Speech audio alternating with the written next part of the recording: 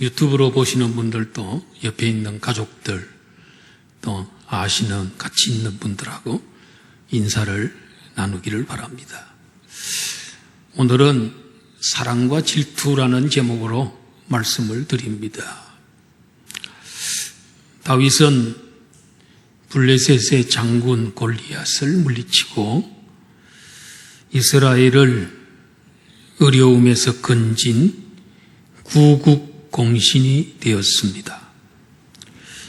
다윗은 하루아침에 국민적 영웅이 된 겁니다. 국민적 영웅이 되면 많은 사람들로부터 칭찬과 존경을 받습니다. 그런데 국민적 영웅이 되면 모든 국민들로부터 한 사람도 예외 없이 칭찬을 받는 것은 아닙니다. 그 국민적 영웅에 대해서 시기하고 질투하는 사람도 있기 마련입니다. 사울 왕의 아들인 요나단은 다윗을 진정으로 사랑했지만 사울 왕은 다윗을 고마운 마음도 한편에 있었지만 어떤 사건 때문에 그날부터 평생 동안 그가 죽을 때까지 다윗을 질투하고 시기하고 미워하고 죽이려고 했던 것입니다. 첫째로 우리가 생각할 것은 요나단의 다윗 사랑입니다. 1절에서 4절 내용입니다. 요나단은 다윗이 골리앗의 머리를 베고 대승리를 거두고 돌아올 때에 다윗의 마음과 그의 마음이 하나가 됐다고 했습니다. 그 말은 뭐냐면 그의 마음이 다윗에게 끌렸다는 것입니다. 그래서 깊이 사랑하게 되었습니다. 자기 생명처럼 다윗을 사랑하게 되었습니다. 자기의 생명을 우리가 아끼듯이 다윗의 생명을 아끼게 되었던 것입니다. 그걸로 끝나지 않고 이 두 사람은 하나님 앞에서 서로 맹세를 했습니다. 언약을 맺었습니다. 영원한 친구가 되기로, 서로 영원토록 도와주기로 언약을 맺었습니다.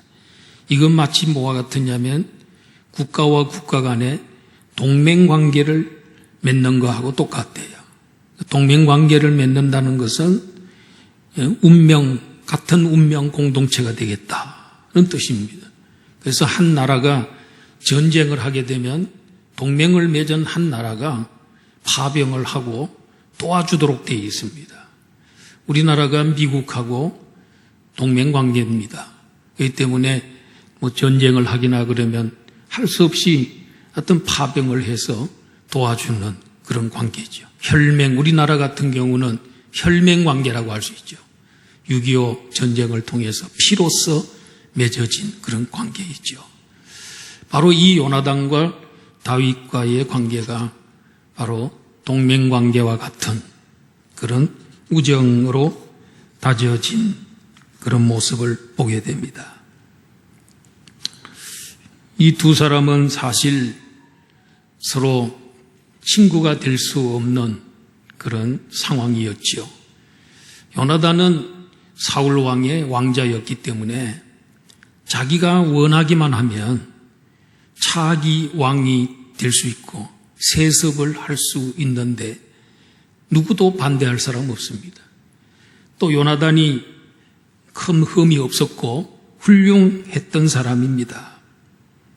그런데 이 두 사람이 그런 서로 라이벌 관계도 아니고 또 권력 다툼을 할 수 없는 그와 관계가 그런 관계가 됐는데 왜 그러면 그와 같은 관계가 되는 것이 가능했을까? 요나단은 다윗을 왕권을 놓고 경쟁하는 라이벌로 보지 않았습니다. 경쟁자로 그는 보지 않았습니다. 그는 하나님의 입장에서 하나님께서 다윗을 어떻게 보느냐? 여기에 따라서 자기의 입장이 하나님 뜻에 따르기로 한 겁니다. 하나님께서 다윗을 사랑하기 때문에 나도 사랑하는 겁니다. 하나님께서 다윗을 차기 왕으로 세우실 것이기 때문에 나도 거기에 순종하는 것이고 하나님의 뜻에 따르기로 한 것입니다. 이렇게 나는 하나님이 쓰시는 다윗을 돕는 자가 되겠다 하는 이런 생각을 갖게 된 것은 하나님의 입장에서 다윗을 본 겁니다. 그게 중요합니다. 세습, 자기가 얼마든지 왕자로서 세습할 수 있었지만은 그러나 그렇게 무조건 세습하여 왕이 되는 건 안 된다. 자기의 사명과 은사에 맞는 일을 해야 된다 하고 그는 생각을 했던 것입니다. 이 요나단이 다윗을 사랑할 때 자기 생명처럼 다윗을 사랑했다 그랬어요. 자기의 생명을 사랑하듯이 다윗의 생명을 사랑했다 그랬습니다. 이건 마치 뭐와 같으냐면 우리 성도들이 예수님을 사랑할 때 그와 같이 사랑해야 된다는 거예요. 마음을 다하고 뜻을 다하고 목숨을 다하여 사랑해야 되는 것입니다. 왜 그러냐면 이 다윗이라는 인물은 참 신비로운 인물입니다. 다윗은 장차 오실 메시아, 그의 후손으로 오실 메시아의 예표적 인물입니다. 모델과 같은 인물입니다. 그렇기 때문에 요나단이 다윗을 사랑한 것은 우리 성도들이 예수 그리스도를, 장차 오실 예수 그리스도를 그렇게 사랑해야 된다 하는 것을 보여준, 자기의 생명을 사랑하듯이 예수님을 사랑해야 된다. 장차 오실 그 다윗, 장차 오실 다윗처럼 사랑해야 된다는 것을 우리에게 보여주는 것입니다. 요나단은 다윗과 친구 언약을 맺고 난 다음에 그에게 좋은 것을 그에게 줍니다. 그독과 군복과 칼과 활과 띠를 그에게 줬습니다. 왕자의 것이기 때문에 특별히 좋았다고 생각이 됩니다. 그런데 군인에게 있어서 칼과 활은 자기의 생명과 같은 것인지 그럼에도 불구하고 그것을 다윗에게 다 줍니다. 저도 군대 갔을 때에 자대 배치를 받았는데 거기 들어가니까 총을 나눠줍니다. 그래서 총 이제 나눠주면서 총은 바로 너의 생명과 같은 귀한 것이기 때문에 잘 보관하고 총을 잘 사용하다가 손상시키지 말고 절대로 잃어서는 안 되고 잃어버리면 영창 가고 그리고 나중에 제대할 때 반납을 해야 된다. 국가가 주는 것이니까 정말 생명처럼 귀하게 여기고 다루어라 그랬어요. 그래가지고 그 총을 이렇게 군생활하는 동안에 늘 확인하고 아끼고 그렇게 하다가 제대할 때 반납을 하고 이렇게 왔습니다. 군인은 총이 바로 생명과 같은 겁니다. 그런데 요나단은 이 칼과 활 이런 것들을 다윗에게 다 줍니다. 요나단은 다윗을 진짜 사랑했기 때문에 뭘 줘도 아깝지가 않습니다. 요한복음 3장 16절에 하나님께서 이 세상을 사랑하셔서 우리에게 귀한 것을 주셨습니다. 하나님에게 있어서 모든 것이라고 할 수 있는 그분을 우리에게 주셨습니다. 여기 본문 한번 화면에 나옵니다. 다 같이 한번 시작. 하나님이 세상을 이처럼 사랑하사 독생자를 주셨으니 이는 그를 믿는 자마다 멸망하지 않고 영생을 얻게 하려 하심이라. 여기에 독생자를 주셨다는 말은 그냥 주셨다는 그런 의미가 아니고 십자가에 내어주셨다. 죄인들을 위해서 자기 아들을 죄인들에게 내어줬다는 거예요. 십자가에 대신 죽도록 내어주신, 허락하신 그 하나님은 세상을, 죄악의 세상, 죄인들을 사랑하셔서 그렇게 하셨다. 그리고 그를 믿는 자마다 영생을 얻게 하려고 주신 것이다. 참, 우리 하나님의 사랑, 예수님은 하나님에게 있어서 모든 겁니다. 하나님의 모든 것이 예수님이었습니다. 그 아들을 우리를 사랑하셔서 영생 얻게 하시려고 주신 줄로 믿습니다. 사랑하는 성도 여러분, 여러분들도 우리 안양 북부교회 수백 명 성도들이 있는데 그 성도들을 사랑하시지요? 예, 사랑하신다면 그 성도들을 어떻게 생각하세요? 요나단은 다윗을 자기 동력자요, 또 영원한 친구요, 그리고 변치 않는 우정을 약속했습니다. 우리도 우리 사랑하는 성도들을 그런 동력자고, 나를 돕는 자고, 그리고 나의 친구고, 나의 가족이고, 또 하나님의 교회 지체고, 그리고 우리 성도야말로 우리 하나님의 영원한 가족, 형제들이라 하는 것을 우리는 기억하고, 우리 사랑하는 성도들을 위해서 좋은 것을 주셔야 되는데 여러분들은 뭘 주고 계십니까? 저는 가만히 생각해 보니까 제가 가지고 있는 것은 말씀, 그리고 기도, 그리고 또 목양하는 것, 목양의 은사, 이런 것들을 최선을 다해서 모든 것을 최선을 다해서 우리 교인들에게 주고 섬기는 것, 이것이 바로 내가 가지고 있는 것을 주는 것이 아닌가. 남이 없는 것 내게 있습니다. 또 남이 가지지 않은 것 내게 가질 수 있고, 그런 남이 없는 특별한 것, 이런 것들을 잘 가지고 우리 남에게 줄 수 있고 잘 활용해서 섬길 수 있기를 바랍니다. 자, 요한일서 3장 18절 9절 보겠습니다. 다 같이 한번 시작.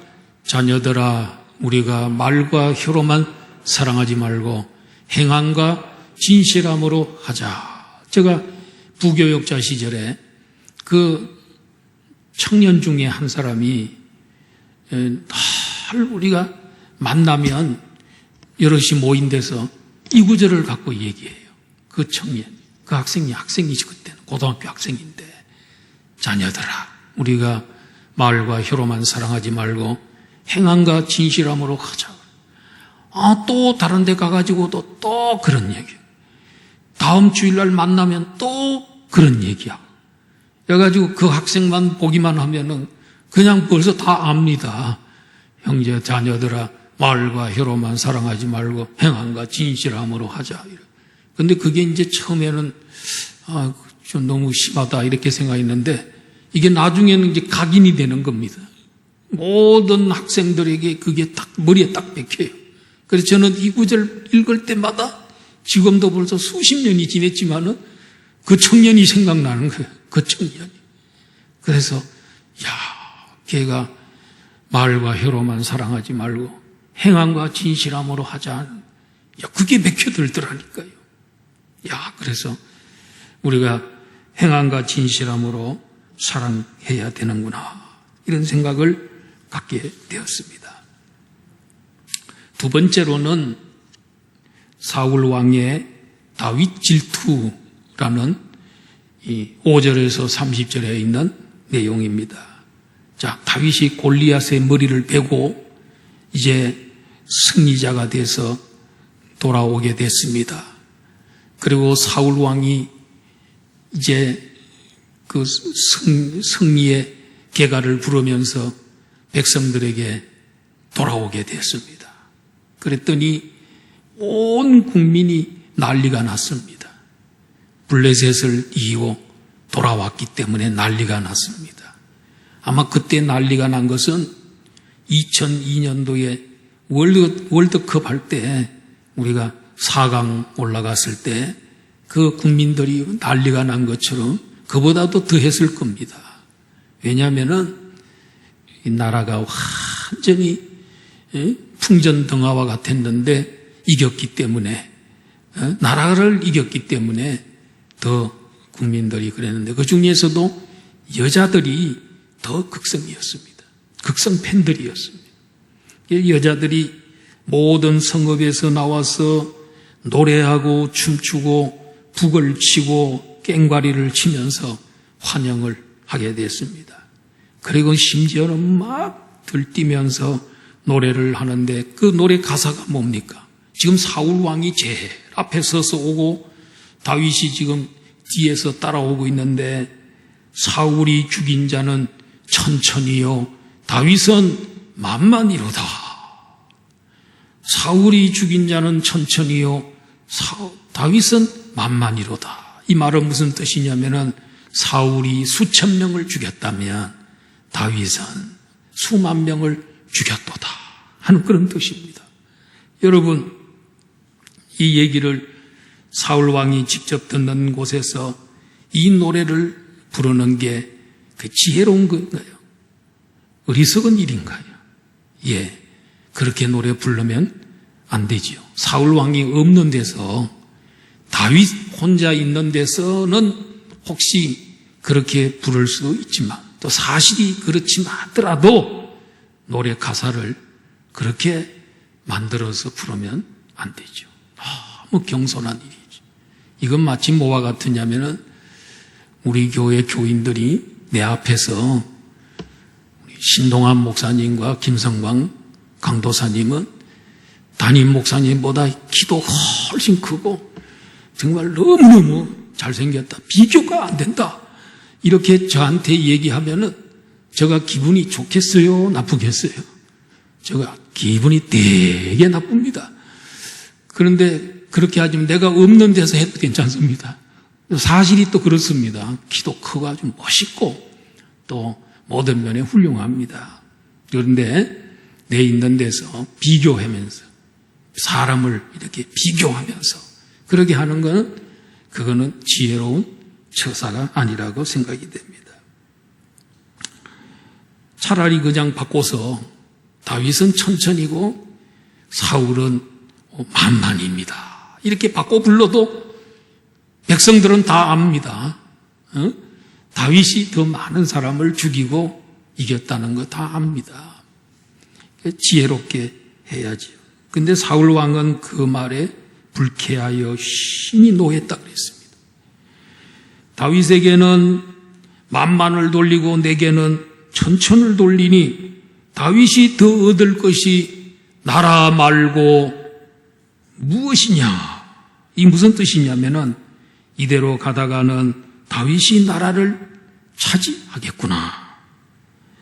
이대로 가다가는 그리고 이제 그에게 돌아갈 것은 왕의 자리 그것뿐이겠구나.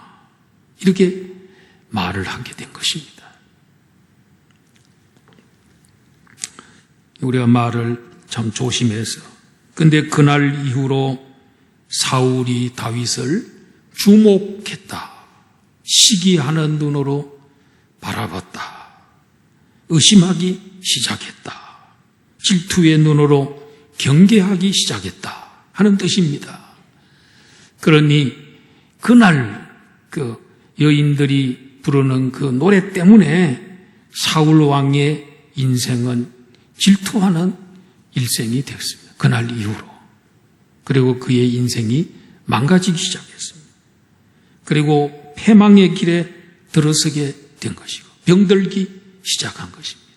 이 원인 제공한 사람들도 문제가 있다는 거예요. 본인도 물론 문제가 있지만은 원인 제공하는 사람들도 문제가 있음을 보게 됩니다. 자, 이 질투라고 하는 거 이게 진짜 자기를 망치는 거죠. 에덴 동산에서 아담과 하와가 하나님과 더불어 참 행복하게 살았습니다. 토부하게 살았습니다. 행복한 삶을 살았습니다. 그걸 질투한 마귀가 이제 그들을 유혹해서 결국은 선악과를 먹게 하고 사망에 이르게 하는 불행한 삶이 되도록 만들었습니다. 아벨이 하나님께서 제사를 드릴 때 받으시는 걸 보고 질투한 가인은 동생을 죽이는 인류 최초의 살인자가 됐습니다. 동생 요셉을 질투한 형제들이 그를 팔아서 그를 애굽으로 가게 한, 종으로 가게 한 이런 일이 있었습니다. 예수님을 질투한 유대교 종교 지도자들이 예수님을 십자가에 못 박아 죽였으나 예수님이 3일 만에 부활하여 놀라운 승리를 거두었습니다.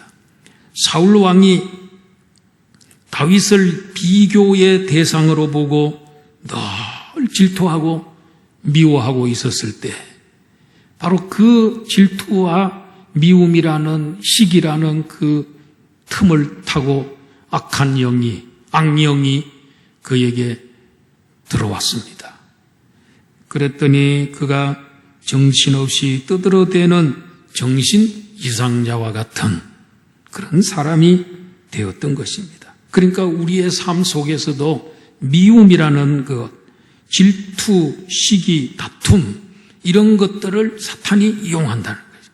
그런 걸 계속 품고 있으면 사탄이 그걸 틈을 타고 들어와서 그 사람을 사로잡을 수도 있다는 것입니다.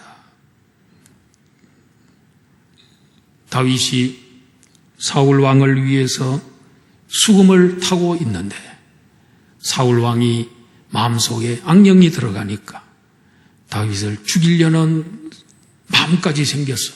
창을 2번씩이나 던졌는데 하나님께서 죽지 않도록 피하도록 도와주셨던 걸 보게 됩니다. 질투는 분쟁을 낳고 분쟁은 살인을 낳습니다. 질투를 이기는 비결이 뭐겠습니까? 하나님의 눈으로 그 사람을 보는 겁니다. 하나님의 시야로 그를 바라보는 것입니다. 하나님께서 사용하는 사람, 저 다윗은 하나님이 사랑하는 사람, 그리고 나라를 건진 사람, 그리고 결국은 나를 도와준 사람, 이렇게 생각을 해야 되는데 생각을 잘못하게 되었던 걸 보게, 우리 성도들도 우리 주변에 있는 사람들을 우리는 고마운 존재, 나를 돕는 존재, 나에게 은혜를 베푸는 자, 나의 형제, 나의 친구, 동력자, 나의 영적 가족, 그리고 주님 교회의 지체들이다 하는 이런 생각을 갖게 된다면 요나단처럼 그를 사랑하고 자기 생명처럼 아끼게 될 줄로 믿습니다. 다윗은요, 이와 같이 백성들로부터 박수갈채를 받고 영웅으로 환영을 받을 때에도 그는 교만하지 않고 겸손하고 그 중심을 잘 잡았습니다. 그리고 사울 왕이 그렇게도 미워하고 그렇게 했을 때에도 보복하거나 절망하지 않았던 것은 그에게 하나님께서 함께 하셨기 때문에 그 모든 것을 이기고 중심을 잡고 승리하게 된 것입니다. 그래서 세 번째는 바로 하나님은 다윗과 함께 하신다는 것입니다. 자, 하나님이 다윗과 함께 하니까 다윗에게 어떤 변화가 일어난, 이것은 바로 오늘 우리와 하나님이 함께 하십니다.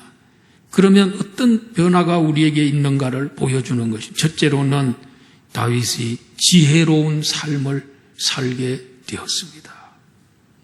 5절 말씀에 보니까 다윗은 사울이 보내는 곳마다 가서 지혜롭게 행하며 사울이 그를 군대의 장으로 삼았더라. 사울 왕이 어디 가서 싸워라, 어느 나라와 전쟁을 하라고 보내면 다 이겨요. 뭐 전략과에, 군사 전략과에 너무너무 지혜로운 것입니다. 그래서 나중에 군대의 장이라 그랬으니까 국방부 장관으로 임명하게 된 것입니다. 어떻게 왜 누가 그렇게 지혜를 주게 됐습니까? 그와 함께 하시는 하나님은 명철이 한이 없으신 하나님입니다. 우리 하나님은 지혜의 하나님이시라. 그 하나님이 함께하니 어떻게 질 수 있겠습니까? 미련한 인간이 어떻게 하나님의 지혜를 당할 수 있겠습니까? 저는 하나님 앞에 기도할 때 거의 모든 기도에 하나님 저에게 지혜를 주세요. 목회할 때, 설교할 때, 사람을 대할 때 지혜를 주시오. 오늘도 하나님 지혜를 주세요 하고 하나님께 늘 기도합니다. 하나님 그때그때마다 지혜를 주셔서 여기까지 오게 된 줄로 믿습니다. 저는 그렇게 확신하고 있습니다. 14절에 보니까 다윗이 그의 모든 일을 지혜롭게 행하리라 여호와께서 그와 함께 계시니라고 했습니다. 다윗이 나중에는 국방부 장관에서 강등이 돼서 미움을 받아서 천부장이 됩니다. 이제는 1000명의 부하들을 이제 다스리게 됐는데, 거느리게 됐는데, 그것도 하나님 지혜가 없으면 안 되겠. 하나님 주신 지혜를 가지고 1000명의 부하들도 잘 이끌었습니다. 하나님의 도움이 없이는 아무것도 안 됩니다. 솔로몬은 아버지 다윗을 이어서 왕이 됐는데 아버지 때에 40년 동안 참 최고의 통치자였습니다. 그런데 자기는 나이가 어립니다. 그런데 갑자기 왕이 됐습니다. 하나님 두려운 마음이 생겼습니다. 하나님 백성들 재판하려면 지혜가 필요합니다. 하나님 저에게 지혜를 주세요. 그러면서 1000번제를 드리면서 지혜를 구했습니다. 그 1000번제가 끝나는 날 밤에 꿈에 하나님께서 나타났습니다. 내가 너에게 뭘 하여 주길 원하느냐. 하나님 저에게 지혜를 주세요. 그랬습니다. 그 하나님 너무 참 기특했어. 너는 다른 사람 같으면 부를 달라, 권세를 달라 그러고 다른 사람 같으면 오래오래 장수하도록 해달라고 하는데 너는 지혜를 달라고 하는구나. 지혜도 주고 부도 주고 너에게 건강의 축복 주겠다 하면 하나님께서 전무후무한 복을 솔로몬에게 허락하셨습니다. 전에도 그렇게 지혜로운 사람, 후에도 지혜로운 사람 없도록 그렇게 하나님께서 허락해 주신 것입니다. 우리도 하나님 앞에 지혜가 부족할 때 구하면 주실 줄로 믿습니다. 하나님께서 구하는 자에게 주시는 것입니다. 다윗과 하나님이 다윗과 함께 하심으로 인해서 무슨 일이 벌어졌습니까? 원수가 다윗을 두려워하게 되었던 겁니다. 12절입니다. 여호와께서 사울을 떠나 다윗과 함께 계심으로 사울이 그를 두려워하니라. 여호와께서 사울을 떠나고 악령이 사울에게 임했을 때 사울이 다윗을 두려워했다고 했습니다. 귀신은 언제나 사람의 마음을 불편하게 하고 불안하게 하고 두려워하게 하는 것입니다. 무당들이 점치는 사람들이 찾아오면은 딱 호령을 합니다. 막 큰 소리 치고 욕도 하고 반말도 하고 그렇게 해서 기선제압을 합니다. 그래서 아무리 뭐 높은 국회의원이고 뭐 이런 사람이 와도 딱 반말로 벌써 아마 쫙 해서 길을 꺾어 놓습니다. 그리고 자기가 모든 것을 다 아는 것처럼 합니다. 그런데 자기 혼자 있을 때는 그 두려운 마음 갖고 갖고 있습니다. 귀신이 자기 마음을 점령하고 있기 때문에 그 귀신은 사람의 마음을 불안하게 만든 평안을 주지 못합니다. 두려워. 특별히 우리 기독교인들을 굉장히 두려워한다고 합니다. 우리들도 귀신이 역사할 때에 나사렛 예수의 이름으로 물리쳐야 될 줄로 믿습니다.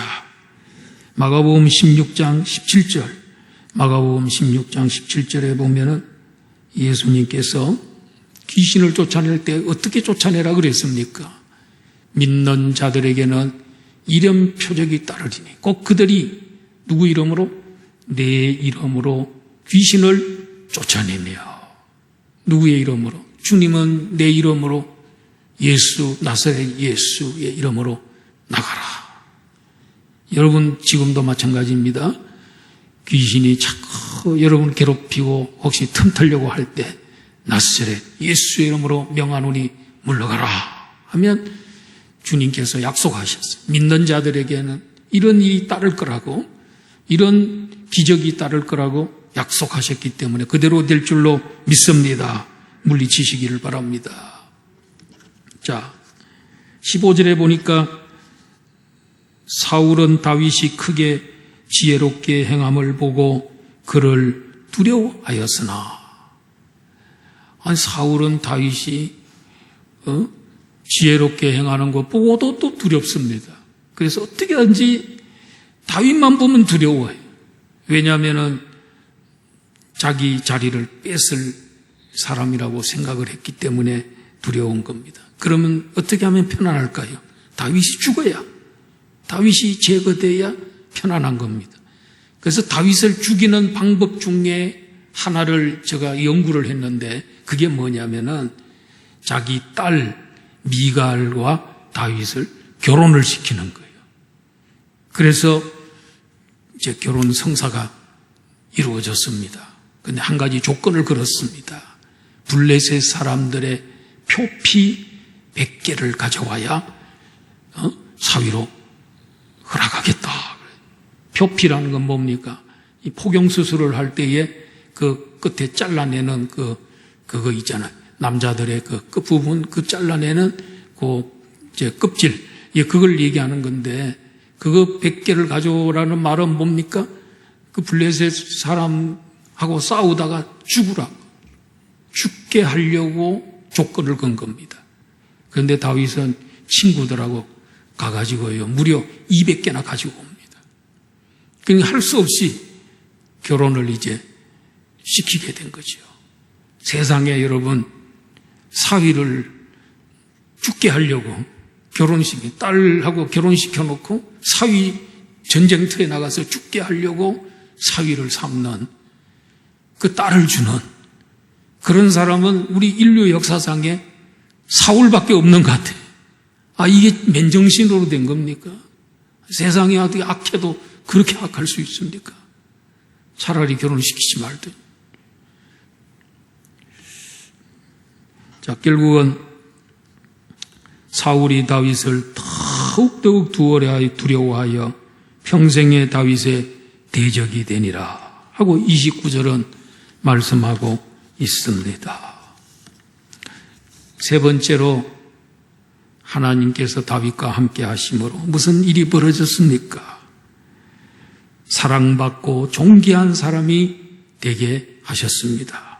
16절에 나옵니다.